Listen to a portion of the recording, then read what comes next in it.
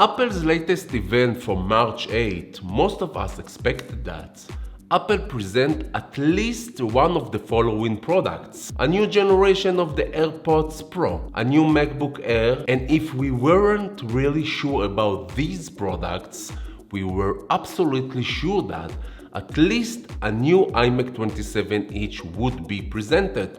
But it didn't happen. Hello everyone, my name is Tzachi and welcome to my channel, in which you will find videos about new and vintage Apple products, cameras and lenses. And if one of these subjects interested you, I invite you to subscribe now to my channel. That way you will be updated with every new video I upload. I really appreciate it. From last week's event, I can understand that the iMac 27-inch will be no more, and that it might be correct in assuming that we shouldn't expect it to return. Later on, I'll talk about why I think we shouldn't wait for the next generation and check out other alternatives. Just before we do, let's, in short, talk about the event that was on March 8th. iPhone 13 and iPhone 13 Pro received a new color, Alpine Green.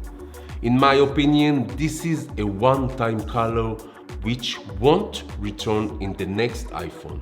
As we expected, Apple came out with a new iPhone SE 3rd generation, and its starting price of $429 is very reasonable.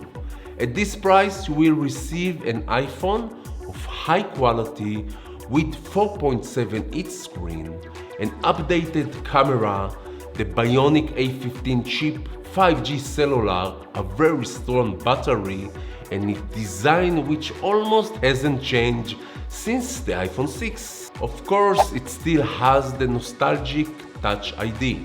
Would you like to see it to return to the next iPhone 14? Or do you think, like I do, that the Face ID is sufficient? Let me know in the comments below. In this event, Apple presented a new chip and its performance is outstanding and is much better and faster than the M1 Max. This chip is called the M1 Ultra.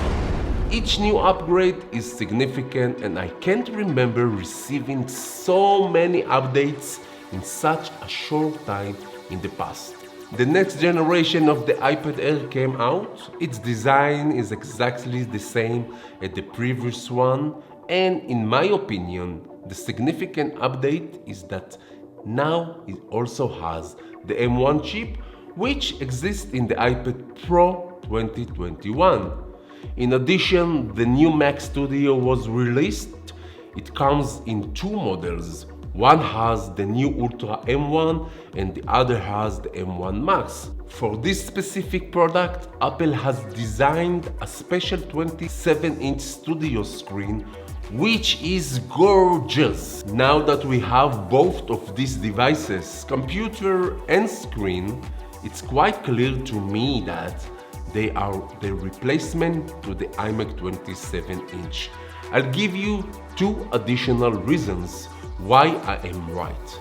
The first is that Apple has completely taken the iMac 27 off the market, parallel to the launching the iMac Studio. In addition, John Turner said at the very end of his presentation. Let's take a look. Together with the Studio Display, these products will empower users to create the studios of their dreams and to continue to change the world. And they joined the rest of our incredible Mac lineup with Apple Silicon, making our transition nearly complete with just one more product to go, Mac Pro. But that is for another day. Only one more product left to complete the Mac line, which is the Mac Pro. Notice it doesn't mention the iMac.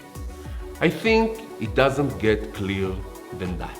You know what? It's not the first time that Apple has taken a product off the shelf. And I think the combination of the Mac Studio with the new screen is definitely the perfect solution. I will definitely buy this new combination and I will unbox it together with you, so be prepared. That's all for this video. Please don't forget to subscribe to my channel. Looking forward to seeing you in my next video. Have a great day.